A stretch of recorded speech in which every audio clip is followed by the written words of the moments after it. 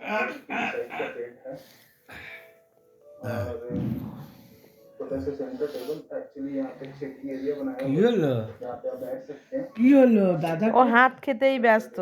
হাত খায় না দাদা কোথায় দাদা দাদা কোথায় ও দাদা আসছে দাদা আসবে দাদা ভালো দাদা ভালো না তুমি ভালো दूसरा উয়া, উয়া, एक উয়া। सोफा कम बेड चाहिए छोटा सा और यहाँ भी आप बैठ सकते हैं। यहाँ भी एक छोटा सा सेंटर टेबल मिलेगा आपको। তাহলে করবে কি ঢিসুম হাতটা সাইজ করছে হ্যাঁ, ওটা মুখে ঢুকাবার জন্য, হ্যাঁ।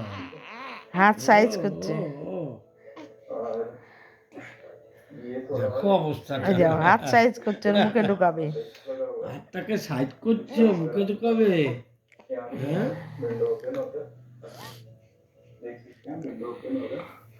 হাতটাকে সাইড করছো তো ওই দেখো পাঠানে রাখতে দেবে না রাখতে দেবে না ये होगा এই যে মশা কামড়া देखिए आपने দেখো নাকটারে চ্যাপটা করে দিল নাকটারে চ্যাপটা করে দিল टी कॉफी मेकर নাকটা চ্যাপটা হয়ে গেল গো ওই হাতটা ঢোকাবে দেখো মুখে হ্যাঁ কিভাবে ই করে देखते हैं सीट रूम রেডি করে ওই এই ওই কি হচ্ছে? ওই ওই ওই আ করে এই ব্যাস ব্যাস হাতটা সরাও।